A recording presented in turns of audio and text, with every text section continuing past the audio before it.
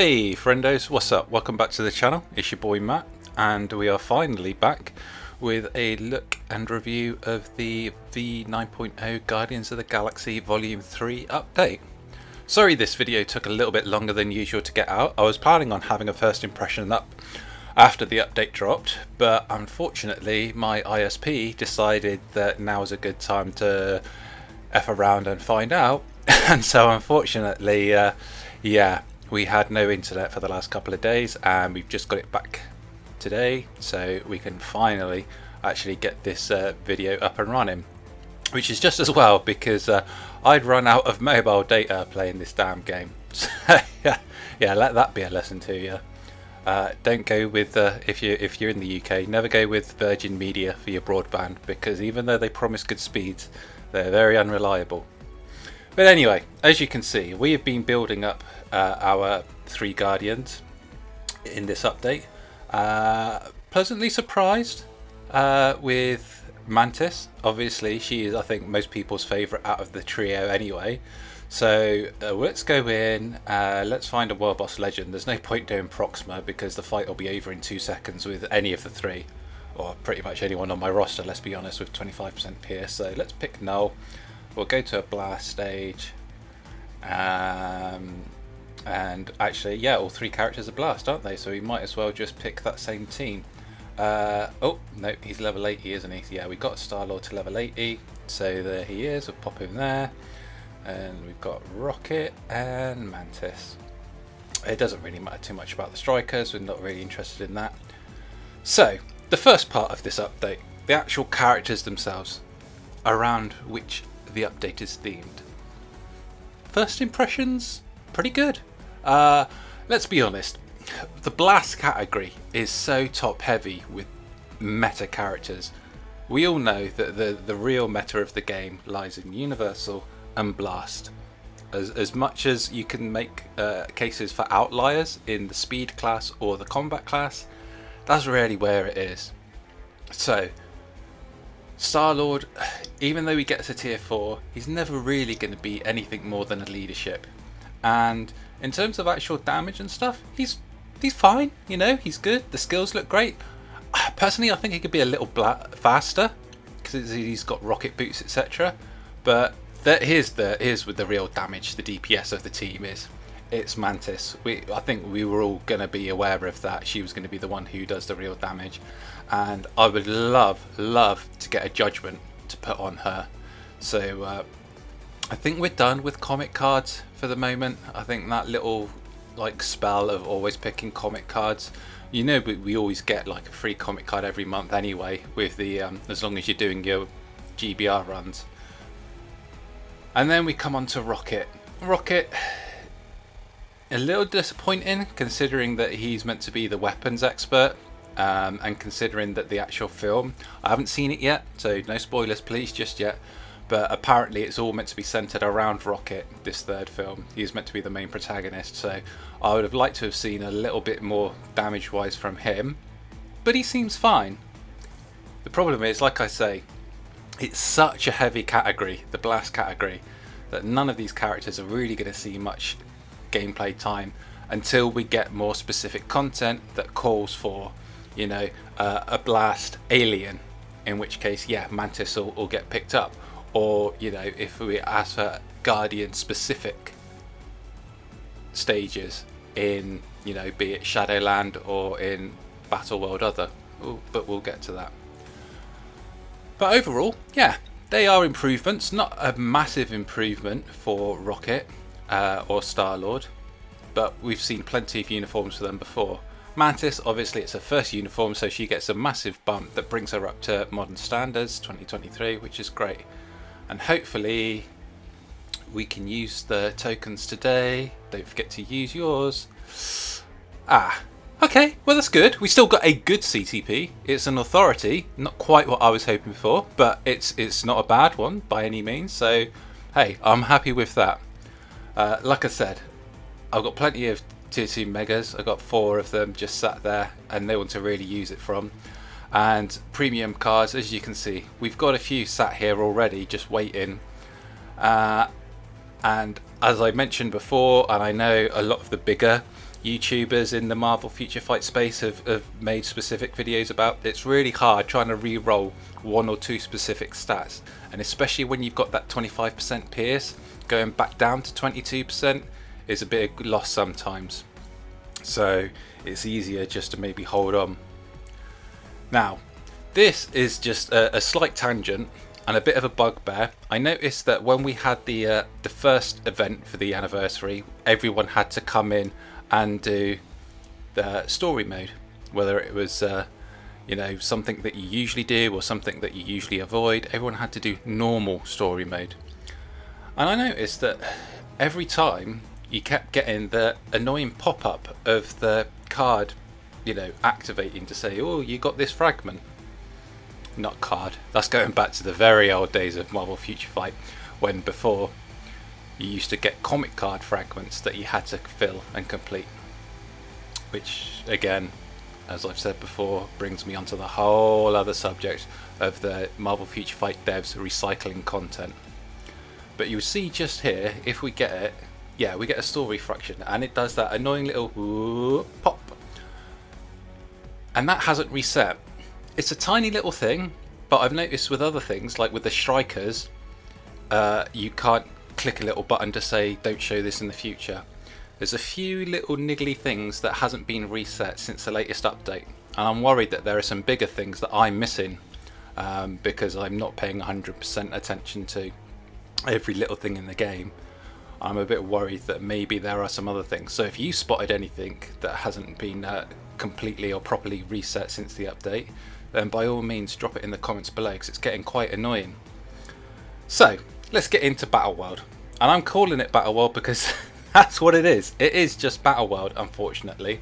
Now, I've seen a lot of people in favour of this, and I've seen a lot of people against this, and a lot of people who see both sides, the pros and the cons.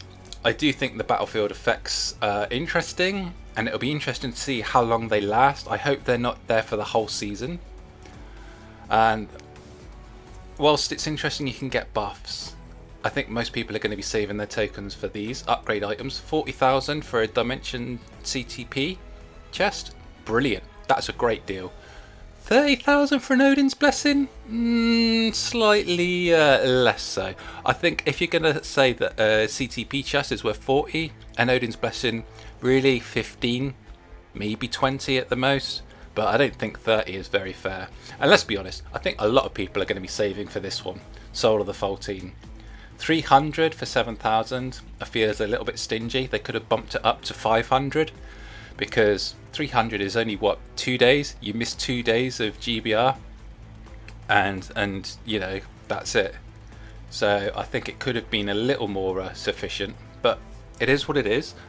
I'm not sure how many people are going to be spending big money. I think it'll be interesting to see who has spent money on the, or not money, but tokens on the buffs, as opposed to hoarding them for the rewards. Probably the people who are at the top there, who have bought the upgraded season pass, which, you know, it does run up to 100, so it's very similar to more of a Fortnite style battle pass as opposed to the future pass. Unfortunately, you can't go in here and see what exactly you get for each thing, but it looks like you're just getting more tokens and more rewards. Looks fairly sort of standard stuff, nothing too exciting, certainly nothing I would say worth spending out extra money for. If you consider, if you're spending 400 tokens to get a buff to put on your team just to get up to an extra level faster to get 280 tokens, a little counterintuitive. As for the actual gameplay itself, like I said, it is Battleworld, only not as good, unfortunately. Now, sadly the audio corrupted, so I'm just having the Marvel Future Fight soundtrack play underneath this. I do like the actual soundtrack that's in-game for this though, it's pretty cool. It's just somewhat annoying that you can't actually control any of the fighters, unlike with Battleworld. At least you can take control of someone. I guess this does make it more fair because it's strictly how your characters are built and how your team is built versus the other person's. There's no human interaction there, but it can be frustrating sometimes when you think, no, don't do that, why are you using your third skill, I want you to use your fourth or second or fifth or whatever, but you can't actually get in and play it. that is somewhat frustrating. It's annoying we don't have Battleworld here live at the moment, so we could do a more direct comparison. I think that's probably why it's not live at the moment. But we shall see next time it is, so we can do a more clear-cut comparison between the two.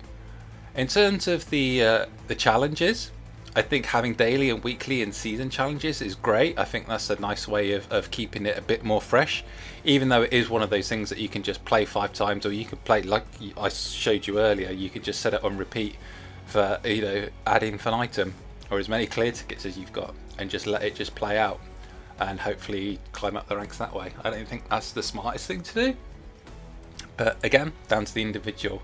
I think a lot of people are just going to be playing it 5 times a day, and that'll be that, except those who are really pushing for those top spaces. And obviously as it gets towards season end, people are going to be pushing towards getting those rewards, so they're going to do it that way.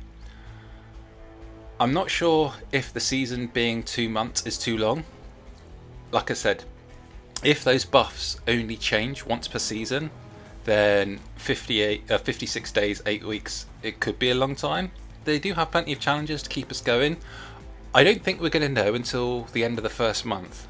If a month goes by, we know that timeline is weekly reset. We know that other game modes are weekly resets. I think we'll see after a month, people will either be sick and tired and praying and asking the devs to change it after 1 month, or people will still be only like halfway through or have got more used to how to play the game, how to set up the teams, and actually be really getting into the meat of the content and saying, actually no, 2 months is fine. But I think no point rushing to any snap judgments. I do think that waiting until halfway through this season will be a good litmus test of how the game is, or the game mode is doing thus far. That's just my personal opinion though. I like to try to give them the benefit of the doubt, wait for it to bed in. And now we get onto the cool part. And this has been an absolute boon for a lot of players, especially newer players, free-to-play players, people who don't have a lot of premium comic cards, because this is just simple. You get your swords every day from your 5 fights. It doesn't matter how good or bad you are. I've got a little free-to-play account, and the stats are exactly the same on that as well, not the same because obviously it's RNG, but you're getting the same type of stats, the same kind of levels. So the fact that I'm getting these kind of bonuses on that account as well as this, my main, is absolutely phenomenal. It's really helped a lot in grinding out that harder content, especially content where maybe before you were struggling to pass. This is adding an extra 5 levels onto your world boss clears. It's meaning that maybe where you were struggling to get a GBR clear done before, now you can do it easily. It's fantastic. It's really, really good. I've got nothing but good things to say about this. How it will plan out later down the road when you're trying to like re-roll and get perfectly crafted ones, again, similar to with the comic card system, we'll have to wait and see. Again, I'm trying to be more positive and think that hopefully this one is going to be a better system. I love the fact that they've got an old school RPG for this. Anyone who's played, and I also love the Soul Sword, it just looks cool. It reminds me of you know, Cloud Sword from Final Fantasy. But I love the fact that they've gone strength, intelligence, dex builds. It's right out of D&D, or, you know, for those who don't play like, you know, tabletop RPGs, it's just like, you know, your Fallout or your Skyrim, your classic RPG setups, where you're having all your different stats and you can choose which you put into, and those give you different things. Going for strength, it's giving me the physical attack boost. That's awesome. So I really like that. I think there's a lot of potential here that we can see people putting, you know, 6 of the same sword to have or, you know, 2 of the same sword, as you can see I've got, to get that extra physical attack. There's a lot of ways to supplement what you're missing in your comic cards here. Which means that we might not have to spend so much time re-rolling comic cards, and as we know how really awful it is to craft those, that could be a bonus, a real big bonus. So that's awesome.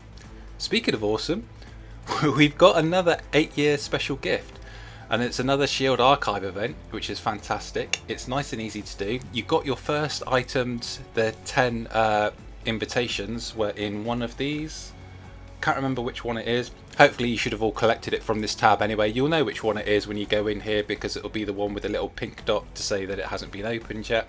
So you can open it up, combine them straight away. It gives you your first item, which is awesome. I'm just going to claim this stuff because, as we all know, I have this OCD thing about not having any of the pink dots remaining on my screen because I'm weird like that. But hey, aren't we all a little bit? Hopefully. Please tell me it's not just me. So yeah, the Shield Archive event, it's standard stuff. There's nothing very exciting here, but the rewards are what's exciting. And the fact that it's just asking you to do stuff that you should be doing daily anyway means that it's more than acceptable. Here you can see to get the corsages for the homecoming, I guess we're going with the homecoming prom theme. It's just doing the same missions that you would be doing everywhere. I think most people normally clear this so that they get their 8 rewards. So you get up to the 8th chest where you get the bios or X genes, as it were, the potential to get your Professor X's and your Negasonics, etc. And then dispatch mission. I know not so many people do this, but again, like I say, I leave this overnight every night. Anything depending on how much energy I've got, between 20 to 50, 100 runs, whatever, and just leave it run. As you can see, I think I did 30 runs last night. I managed to get 3 out of the 10. So 1 per 10 runs means that it's going to be, what, 100 runs potentially to get that. No, I'm looking in the wrong event. That's the crafting event. I want ship. No, swords. That was where Archive used to be. There we go. Archive. We're just having a moment. So as you can see, 20 of the corsages. It's very much the same as it was last year. I think everyone should be able to get this done with plenty of time to spare. And you get some much better rewards this time. No artifact, but you do get a lot of tier 3 materials, and then the premium character at tier 2. Harder to pick this time. It'll be interesting to see who people go for. Potentially, personally, I'm looking at maybe Spider-Woman because I love Jessica Drew. She's one of my favourite characters in Marvel history. Or Nick Fury, especially considering Secret Invasion is going. But considering you can get him for crystals from the Captain Marvel, I'm probably going to go with Jessica Drew this time. And if Nick Fury doesn't get a tier 3, then it's kind of pointless anyway. Who are the most worth it? You could argue at the moment, given the current uniforms and tier 3s, etc., Ironheart or Agent Venom. But bear in mind, you can, heavy emphasis on the can, asterisk, get them. And I know it's difficult to get all their bios. As you can see, we've been sat here on both of these for a while now, but you can get them for free via Dimension missions. And you could always just get them, get their 5 bios, then slap a 6-star mega rank up on them and then a mega tier 2. As we know, we're getting so many 6-star mega rank ups these days, it's very hard to not have all characters at least ready to tier 2. Although I'm really lazy with these ones. Although I do have a bunch of mega tier 2, so I might just slap them on characters. I think I'm just waiting to see who gets something decent before I actually go ahead and pull the trigger on that. So yeah, overall I think the update is it's nothing exciting in terms of something new. It's nothing absolutely mind-blowing, but I think it's a very good, solid update. Like I say, I'm going to take a wait and see approach with this Otherworld battle. I'm hoping that they change up the buffs and requirements and the stats mid-season, so we're not going for 8 whole weeks with those same buffs that apply, because otherwise it is just going to be the same teams. I would love in future seasons for us to see things where if you actually play a team, you actually get more buffs. So if you have a team of 5 Avengers or 5 Inhumans, or 5 of the Sinister Six, etc., if those battlefield effects change to something along those lines, it'll make the game a lot more interesting. In terms of the rest of the update, the uniforms, like I say, as to be expected, this is got to be the standout for everyone though. The X of Swords part, I can't see how anyone could have a problem with that. It really makes up for a lot of the faults in the card crafting system. And like I say, when you've got a card like this, it's giving you that 25% pierce, but 4 of those stats you just want to re-roll. But you know that re-rolling them could cost you, because you never know what you're going to get back in return, and RNG, as we all know in this game, can be a bitch. So yeah, I think it's been just fine personally. I'm really excited to see where it goes in the future. I'm hoping that we'll get further refinements to Battleworld. Exoswords, like I say, we'll see how that shakes up in a couple of months when everyone has all their cards and starts getting enough material. You guys think in the comment section below. Make sure to like, share and subscribe as always. I'll see you guys in the next one. Apart from that, I think it's been good so far. Let me know what